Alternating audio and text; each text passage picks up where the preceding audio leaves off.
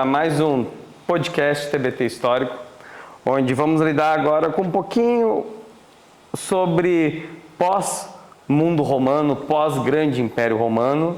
E trouxe aqui o Miguel para conversar um pouco conosco sobre essa sequência dessa fase pós-Roma.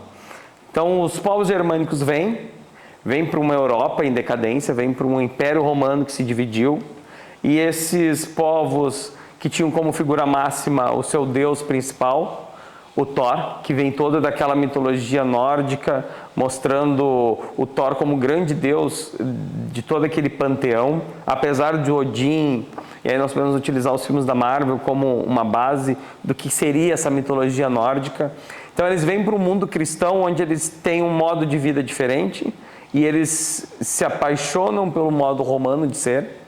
Primeiro, então, eles começam a alugar algumas terras, porque os romanos eles avançam até perceber que depois não era mais necessário, porque eles já tinham as melhores terras e o comércio do mar Mediterrâneo, o Mare Nostrum, como dizia os romanos. E esses povos, eles vão primeiro locar terras romanas, que são as melhores para o plantio. Depois eles vão começar a casar as suas filhas com romanos que moram ali, para terem os seus netos a posse daquele território, mas eles vão se unir com a queda do Império Romano do Ocidente. O Oriente ele é um lado mais grego, onde vai virar o bizantino, e entra num outro setor que nós vamos conversar depois. Então esses povos germânicos, os ostrogodos, os visigodos, os alamanos, os godos, os burgúndios, vão permear todo esse território romano do Ocidente, onde era ali Roma, os hispânicos, até mesmo o norte da África, e um reino vai se destacar, o reino dos francos, porque é um período onde os islâmicos, e depois é uma parte que nós vamos conversar hoje, eles vão invadir a Europa pela Península Ibérica, Espanha e Portugal, e quando eles estão chegando próximos aonde é o território hoje da França, há uma grande batalha, a Batalha de Poitiers, onde um grande general desse povo franco vai se destacar, e ele acaba sendo então aclamado como um grande rei, né, o Carlos Magno, e ele cria o grande reino dos francos. E por períodos longos da Europa, os francos eles vão coordenar e darem as diretrizes do que é o feudalismo. Aquele senhor feudal, dono de tudo e de todos, vivendo no campo, fugindo das grandes cidades por causa desse avanço dos germânicos. Só que um dia Carlos Magno morre. É necessário verificar como vai ser a sucessão desse grande reino. Tá, e como é que fica a divisão do reino? A divisão é entre os seus filhos. Por exemplo, Pepino Breve, o Lotário, eles reorganizam aquela região, e com o passar do tempo, essas micro-regiões, esses micro-reinos, eles acabam se transformando nas futuras grandes nações, como França, Portugal e Espanha. Só que os cristãos eles têm um período, algumas décadas e séculos, onde eles se mantêm vivos num sistema feudal de suzerania, mas eles vão ter um grande adversário político, econômico e principalmente religioso. Os islâmicos? Os islâmicos. Aí entra a grande fé de Maomé. Os islâmicos, então, eles têm o avanço de Maomé, que ele era um comerciante árabe, que vivia por aquelas terras, Jerusalém e tudo mais, e ele vai ter, então, contato com a religião judaica. Ele vai ter contato com as histórias de Abraão, ele vai ter contato com o cristianismo, e ele entra num momento onde os árabes, como eram politeístas, vendiam muitas peças, muitas questões de artesanato que faziam com que rodasse a máquina, e isso incomodava muito Maomé.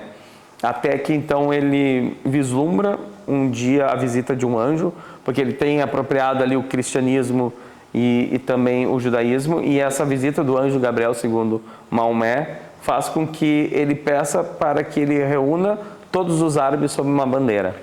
E é um momento onde os árabes eles estavam separados por questões políticas, econômicas, e a fé de Maomé e essa grande religião que acaba se criando O islamismo faz com que o povo árabe se una em uma única bandeira religiosa. Então haviam vários deuses. E essa bandeira religiosa faz com que Maomé seja expulso da sua cidade, vá criar o reduto islâmico em Medina, e ele retorna com um grande exército para Meca, e lá ele conquista aquele território que antes era politeísta. Só que depois da sua morte vai ter a divisão entre sunitas e xiitas, e esse crescimento via região árabe e norte da África vai combater então o cristianismo. O grande adversário dos cristãos serão nesse período os islâmicos. E aí que entra as cruzadas? Entra as cruzadas como uma jogada do Papa Urbano II, que percebe que os cristãos dentro da Europa estão lutando um contra os outros, e ele precisa frear isso. Então ele cria uma regra, uma lei, a Igreja Católica, de que não podem cristãos lutar, matar cristãos. E quando ele recebe do imperador bizantino que eles precisam mandar ajuda, porque os árabes estão atacando o Império Bizantino, o grande adversário do Império Bizantino é realmente esse avanço dos árabes, e o Papa conclama toda a Europa, e mais de 50 mil pessoas se mandam para Jerusalém. E quando chegam lá, eles dão de cara com os árabes extremamente numa espécie de guerra civil, e essa guerra civil faz com que eles caiam um por um para esses cruzados, principalmente franceses. E esse contato europeu com os árabes vai moldar não só a política, como a economia, a ciência, a medicina, dentro da Europa nesse período, onde vai se absorver várias questões, principalmente alimentícias, as grandes especiarias, e vai criar principalmente uma nova classe social, que são os burgueses. E é a partir daí que nasce uma classe social que hoje manda e comanda o mundo. Tá, e qual é o desfecho? Quem é que saiu por cima nessa...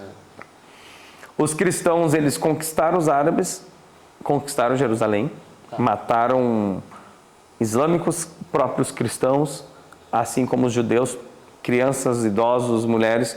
Foi um massacre a passagem dos cruzados. Criaram micro-reinos da Terra Santa, até que Saladino, um árabe, ele, sobre a bandeira de Alá, sobre a bandeira de Maomé, unificou aquele povo árabe e retomou não só a Terra Santa, como várias regiões dali que os cruzados um dia tomaram, né? É como se fosse hoje aquela região toda da Turquia até Israel, Egito. Tudo aquilo ali era comandado pelo Saladino.